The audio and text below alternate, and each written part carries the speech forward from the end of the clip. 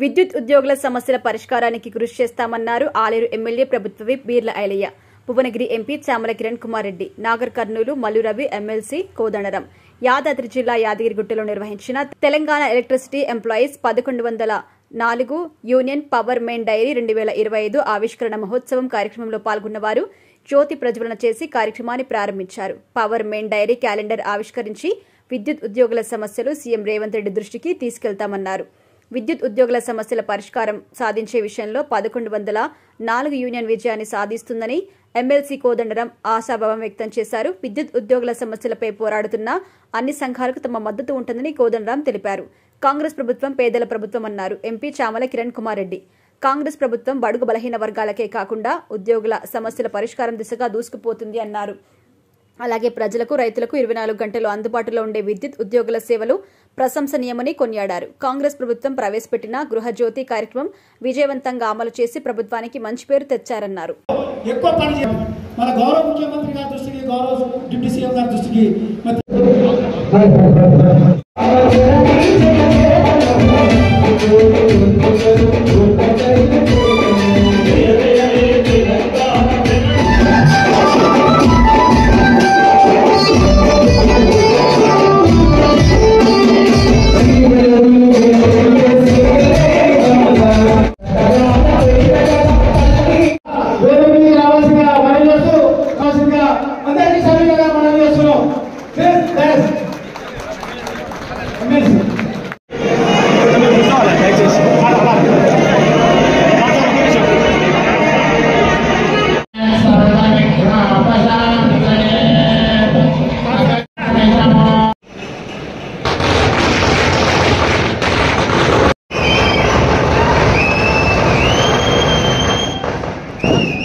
Sir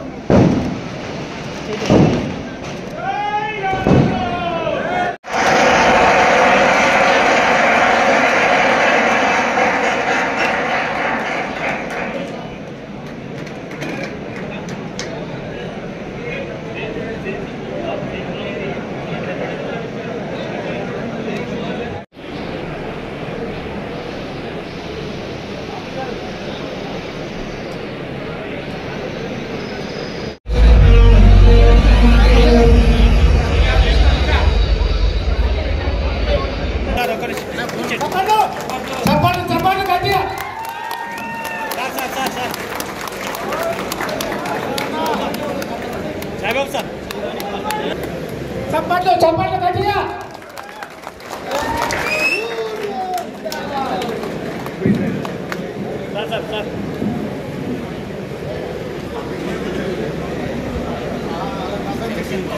చప్పట్లు గట్టిగా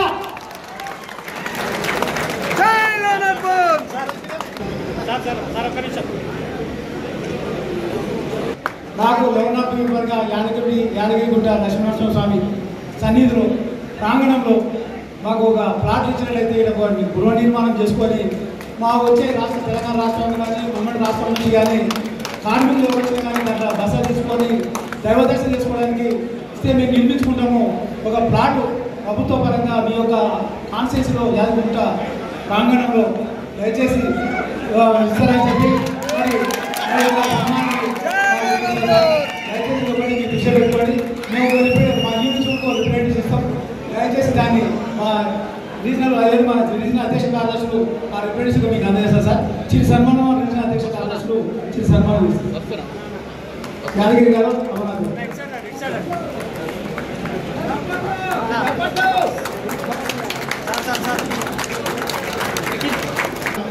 Telangana electricity employees union 1104 70 సంవత్సరాల గవర్నమెంట్ డైరీ ఆవిష్కరణకు ముఖ్య అతిథి పెద్దలు సీనియర్ నాయకులు ఎంపీ గారు మల్లురవి గారు, అదేవిధంగా పెద్దలు ఈ ప్రాంత ఎంపీ చామల కిరణ్ కుమార్ రెడ్డి గారికి, ఎమ్మెల్సీ జీవన్ రెడ్డి గారికి, మీ యూనియన్ రాష్ట్ర అధ్యక్షులు వెంకటేష్ గారికి, జనరల్ సెక్రటరీ సాయిబాబు గారికి, ఇక్కడికి వచ్చినటువంటి ఎలక్ట్రిసిటీ డిపార్ట్మెంట్ అందరికీ పేరు పేరున ధన్యవాదాలు. ఒక మంచి వాతావరణం 2025 క్యాలెండర్ ఆ యాదగిరి లక్ష్మణస్వామి సన్నిధిలో ఆవిష్కరించుకొని ఇంత పెద్ద ఎత్తున అంగరంగ వైభవంగా ఈ డైరీ ఆవిష్కరణతో పాటు ఈ ప్రభుత్వం ఈ సమస్యలన్నీ పరిష్కరించే విధంగా గౌరవ ముఖ్యమంత్రి రేవంత్ రెడ్డి గారి చొరవతోటి మీ శాఖ సంబంధించినటువంటి మల్లు భట్ట విక్రమార్క గారు ముఖ్యమంత్రి గారి సహకారంతో ఏదైతే పెద్దలు చెప్పినటువంటి మీ సమస్యల పట్ల తప్పకుండా ఈ ప్రభుత్వం కృషితో సాధిస్తుందని చెప్పి ఏదైతే జనరల్ సెక్రటరీ చెప్పినటువంటి సమస్యలను భట్టి విక్రమార్క దృష్టి తీసుకుపోయి తప్పకుండా ఇంప్లిమెంట్ చేసే విధంగా మా వంతు బాధ్యతగా మేము తీసుకుపోతాం. నిజంగా రాష్ట్ర వ్యాప్తంగా కూడా ఇవాళ మా సొంత నియోజకవర్గం ఆలయంలో ఇంత పెద్ద ఎత్తున వేలాది మంది కార్మికులు వచ్చి డైరీ క్యాలెండర్ ఆవిష్కరిస్తున్నందుకు చాలా సంతోషం. 24 గంటలు ప్రజలకు రైతులకు సేవలు అందిస్తున్న డిపార్ట్మెంట్ అంటే ఈ ఎలక్ట్రిసిటీ డిపార్ట్మెంట్. నిజంగా అందరికీ సండేనో మండేనో లేకపోతే ఏదో హాలిడే ఉంటుంది, పండగైన హాలిడే ఉంటుంది, కానీ నా ఎలక్ట్రిసిటీ డిపార్ట్మెంట్ మాత్రం హాలిడే ఉండదు. ఎవరు కరెంటు పోయినా మీకే ఫోన్ చేస్తారు, ఎవరికి ఇబ్బంది అయినా మీకే ఫోన్ చేస్తారు. వాళ్ళ ఇంట్లో ఫ్యాన్ తీయకపోయినా నా కార్మికులే బాధలు. కాబట్టి అలాంటి కఠినమైనటువంటి ఈ ఉద్యోగాన్ని సమర్థవంతంగా నిర్వహించుకుంటూ నిజంగా ఏ ప్రభుత్వం ఉన్నా ప్రభుత్వానికి మంచి పేరు రావాలంటే, చెడ్డ పేరు రావాలన్నా మంచి పేరు రావాలన్నా మీరే ముఖ్యం. అవునా కాదా? ఆ ప్రభుత్వాన్ని గద్దరించాలన్నా ప్రభుత్వం రావాలన్నా మీరే ముఖ్యం. గతంలో ఉమ్మడి ఆంధ్రప్రదేశ్ లో గౌరవ ముఖ్యమంత్రి కీర్తిశేషులు రాజశేఖర రెడ్డి గారు ఉచిత కరెంట్ ఇస్తాడు. అన్ని యూనియన్లు సపోర్ట్ చేసి మద్దతు చేసి మీరు మాటివ్వండి, మేము మీకు చేసి చూపిస్తాం. పక్క రాష్ట్రంలో ఉన్న పక్క ప్రతిపక్షాలు తీగల మీద బట్టలు ఆరేసుకుంటారన్నా కానీ మీరు దాన్ని సుసాధ్యం చేయడంలో మీ పాత్ర గణనీయంగా ఉంది. అప్పుడు ఉచిత కరెంట్ ఇవ్వడంలో కూడా మీ పాత్ర కీలకంగా ఉంది. ఇప్పుడు గౌరవ ముఖ్యమంత్రి రేవంత్ రెడ్డి గారి నాయకత్వాన గృహలక్ష్మి పథకంతో ప్రతి ఇంటికి 200 ఇంట్ల విద్యుత్ ఇవ్వడంలో కూడా సత్ఫలితాలు అందిస్తున్నటువంటి దాంట్లో కూడా మీ భాగస్వామ్యం ఎంతో ఉంది. అదే కాకుండా ప్రభుత్వాలు ఏం చేసినా మీ మంచి కోసం ఇందాక మీరు చెప్పినట్టుగా 5 సంవత్సరాలు పూర్తి చేసిన వాళ్ళకి ప్రమోషన్లు కానీ, జూనియర్ మైనర్లు కానీ, అసిస్టెంట్లు కానీ, టెక్నికల్ ఇంజనీర్లు కానీ వీళ్ళందరూ కూడా తప్పకుండా ఈ ప్రభుత్వం ప్రజాప్రభుత్వం, ప్రజల కోసం ఏర్పడ్డ ప్రభుత్వం. ఈ ప్రభుత్వంలో 24 కరెంట్ ఇవ్వడంలో ఎక్కడ కూడా లోపాలు లేకుండా, ప్రభుత్వానికి చెడ్డ పేరు రాకుండా అనుక్షణం రైతులను ప్రజలను కాపాడుతున్నటువంటి మీ ఎంప్లాయీస్ కు మరొకసారి ప్రత్యేకంగా ధన్యవాదాలు తెలియజేస్తూ, మీ శ్రమ మీ కష్టం అమోఘమని తెలియజేస్తూ తప్పకుండా మీకు రావాల్సినటువంటి ప్రతి ఒక్కటి మేము మా ఎంపీ గారు కానీ, పెద్దలు మల్లురమణ కానీ, మేమందరం మా ఎమ్మెల్సీ కోదండరెడ్డి గారు అందరం కలిసి గౌరవ ముఖ్యమంత్రిని, అదేవిధంగా రాష్ట్ర ఉప ముఖ్యమంత్రి భట్టి విక్రమార్క గారిని ఒప్పించి తీస్తామని తెలియజేస్తూ మీరందరూ మా ఆలయ నియోజకవర్గం శ్రీ యాదగిరి లక్ష్మణస్వామి సన్నిధిలో ఇంత సమిష్టిగా క్యాలెండర్ కానీ డైరీ ఆవిష్కరించడం చాలా సంతోషం. మరొకసారి మీ అందరికీ పేరు పేరున మా ఆలయ పక్షాన ప్రత్యేకంగా ధన్యవాదాలు తెలుస్తున్నాం. ఈరోజు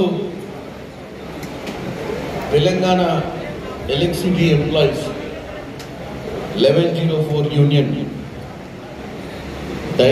పవర్ డైరీ ఆవిష్కరణ కార్యక్రమానికి మా అందరికీ మార్గదర్శకుడు, నా పార్లమెంట్కి మా ఎంపీలందరికీ కన్వీనర్ మల్లురవి గారు నాకు ఫోన్ చేసి నాకు చాలా కార్యక్రమాలు ఉంటాయి.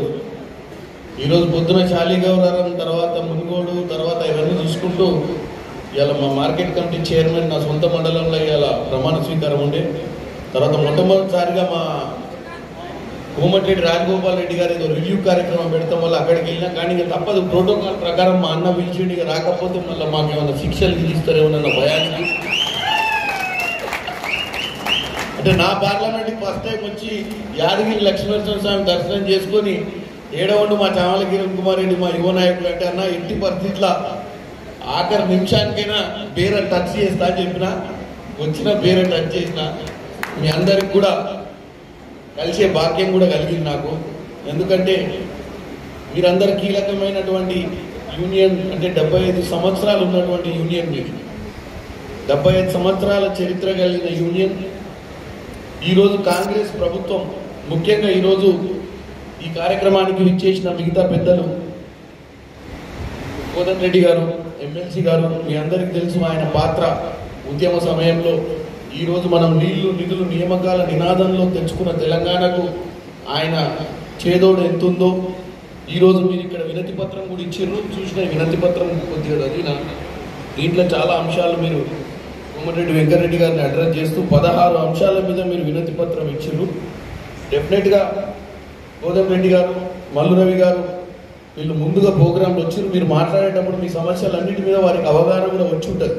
అంటే మీరు ఈ కార్యక్రమంలో మీ తరపు నుంచి తెలంగాణ తెచ్చుకున్న తర్వాత 2014లో 10 సంవత్సరాల పాలనలో మీకు జరగంది, మీరు కాంగ్రెస్ పాలనలో ఏమి ఎక్స్పెక్ట్ చేస్తున్నారో ఆ విషయాన్ని ప్రభుత్వ పెద్దలు, ముఖ్యంగా ముఖ్యమంత్రి వర్యులకు, ఉప ముఖ్యమంత్రి వర్యులు బట్టి విక్రమార్క గారు ఎవరైతే మీ శాఖకు ఈరోజు మంత్రిగా వివరిస్తున్న వారికి ఈ సమస్యలను వారి దృష్టికి తీసుకుపోవాల్సిందిగా నేను కూడా డెఫినెట్గా ఈ యొక్క వినతి పత్రాన్ని ముఖ్యమంత్రి రేవంత్ రెడ్డి గారు కలిస్తే రేపు ఈ కార్యక్రమం గురించి వివరిస్తాం. ఎందుకంటే మనం ఎంతో ఆశతో ఎంతో కోరికతో కాంగ్రెస్ ప్రభుత్వమే పేదల ప్రభుత్వం, కాంగ్రెస్ ప్రభుత్వమే బడుగు బలహీన వర్గాలకే కాకుండా ఇలాంటి యూనియన్స్ గతంలో ఏదున్నా సమస్యలు పరిష్కార దిశగా ముందుకు పోతుంది. ఎందుకంటే ఒంటెత్తు పోకడ పోదు, ప్రజాస్వామ్యం మీద నమ్మకం ఉన్నటువంటి పార్టీ. ఎందుకంటే గాంధీ, ఇందిరాగాంధీ, రాజీవ్ గాంధీ, పివి నరసింహారావు లాంటి వారు సంస్కరణలు తీసుకురావడం వల్లనే భారతదేశంలో ఈ పిఎస్యులు అన్నీ కూడా ఈరోజు ఉన్నాయి. ఇలాంటి సంస్థలన్నింటినీ కూడా ఈరోజు గవర్నమెంట్ ఆధీనంలో ఉంచుకొని ప్రజా సంక్షేమం కోసం యూనియన్లు, వర్కర్లు మంచిగా ఉండాలని కోరుకునే ప్రభుత్వం కాంగ్రెస్ ప్రభుత్వం. ముఖ్యంగా ఇంట్లో మీరు అంశం చదివిన దీంట్లో బీజేపీ ప్రభుత్వం ఈరోజు ప్రైవేటీకరణ చేయాలి అన్న ఆలోచనను మీరు వ్యతిరేకిస్తున్నట్టు మనం అందరం కూడా వ్యతిరేకిస్తున్నాం. ఎందుకంటే బీజేపీ ప్రభుత్వం ఒక క్యాపిటలిస్ట్ ప్రభుత్వం. ఈ ప్రభుత్వం కేవలం మీరు చూసినట్టయితే గత 10 సంవత్సరాలు అక్కడ కూడా అధికారంలో ఉన్నటువంటి బీజేపీ 4-5 కంపెనీలు, అంబానీలు, అదానీలకు తప్ప ఇంకెవరికి కూడా పనిచేసిన విధానం కనపడతలేదు.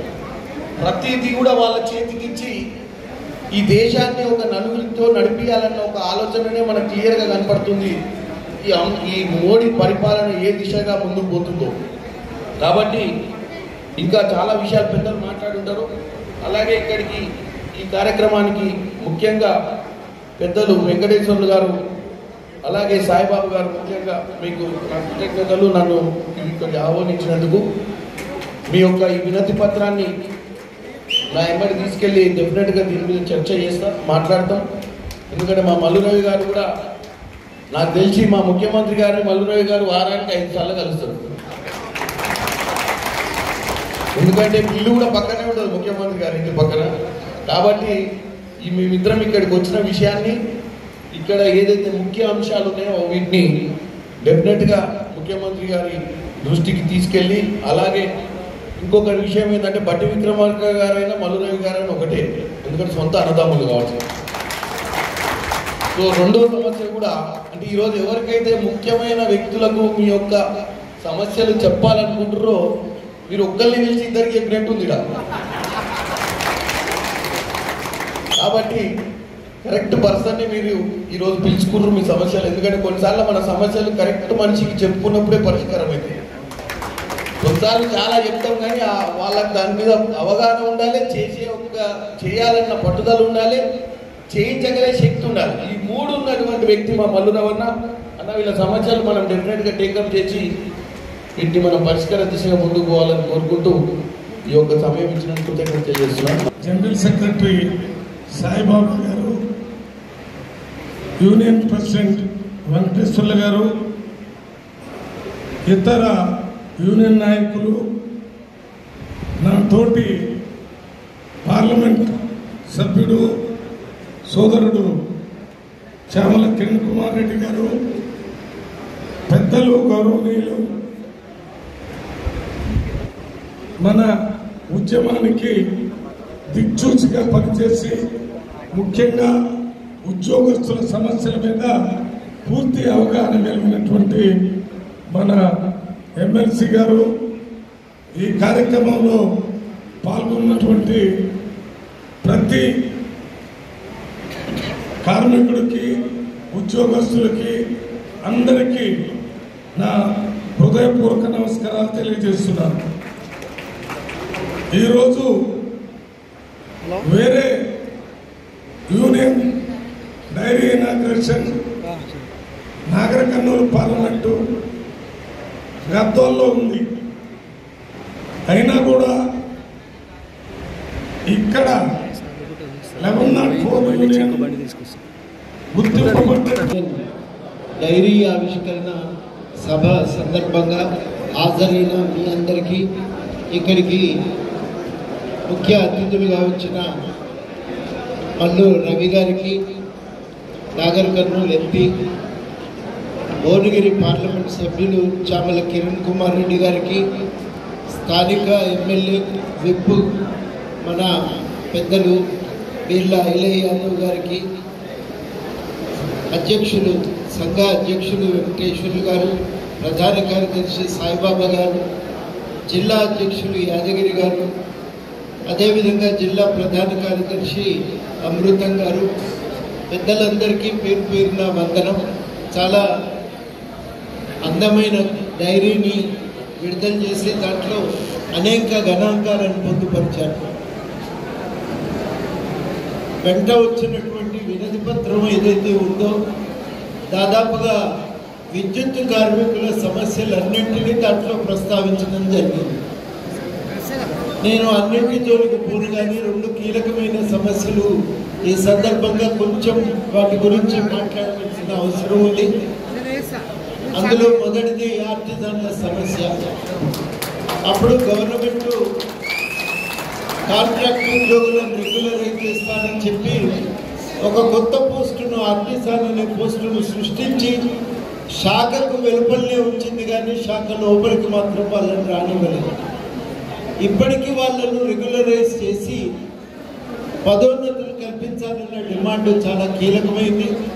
అదేవిధంగా 1999 నుంచి 2004 మధ్య కాలంలో ఏ కారణం చేతనో కానీ విద్యుత్ శాఖలో కొత్త పెన్షన్ స్కీమ్ను తీసుకొచ్చారు. దేశవ్యాప్తంగా అప్పటికి ఇంకా పాత పెన్షన్ స్కీమే అమల్లో ఉంది. ఇప్పుడు కేంద్ర ప్రభుత్వం ఒక నిర్ణయం తీసుకుంది. 2004 నాటికి ఉన్నటువంటి ఉద్యోగులందరికీ పాత పెన్షన్ వర్తింపజేయాలి అని.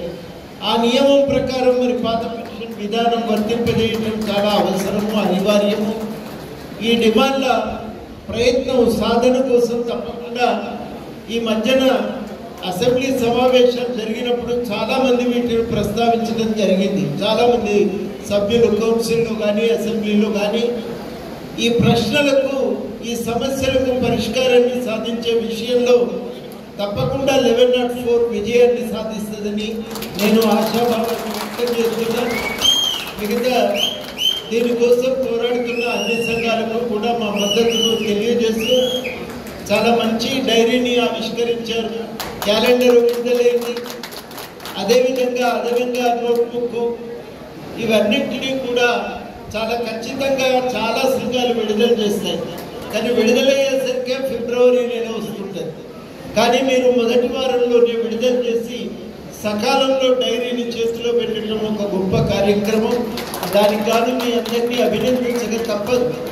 చాలా పెద్ద యూనియన్గా 1104 చాలా ఏళ్ళుగా మరి సంఘంలో ఈ విద్యుత్ శాఖలో ఒక మంచి స్థానాన్ని సంపాదించుకొని ఉంది. 2025 సంవత్సరం మీకు ఒక ప్రత్యేకత.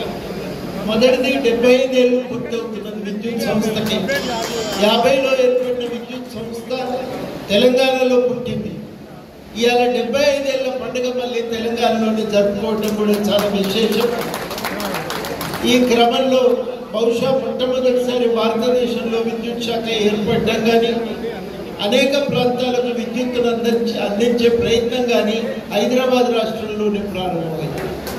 ఆ హైదరాబాద్ రాష్ట్రంలో ఆ రోజుల్లో విద్యుత్తు ఇది శాఖ ఏర్పడి ఇవాళ కోతలు లేకుండా మళ్ళీ కరెంటును సరఫరా చేసే ఒక ప్రత్యేక ఒక గుర్తింపుని ఇవాళ తెలంగాణ సాధించి పెట్టుకున్నారు. తప్పనిసరిగా మీరు అన్నట్టుగా ఈ ఘనమైనటువంటి పండుగను రాష్ట్ర ప్రభుత్వ ఆధ్వర్యంలోనే చాలా గొప్పగా మనం జరుపుకోవలసి ఉంది.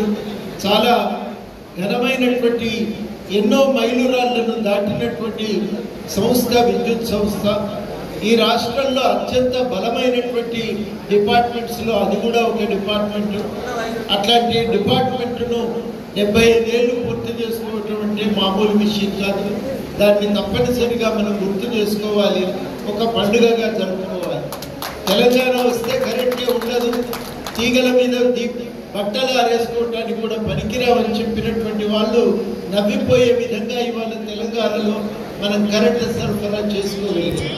నేను అనుకోవటం ఈ 75 ఏళ్ల క్రమంలో మనం ఇవాళ చేయవలసింది 25 ఏళ్ళు పూర్తి 2025 సంవత్సరంలో ఈ శతాబ్దం నుంచి కూడా 25 ఏళ్ళు అయిపోయింది.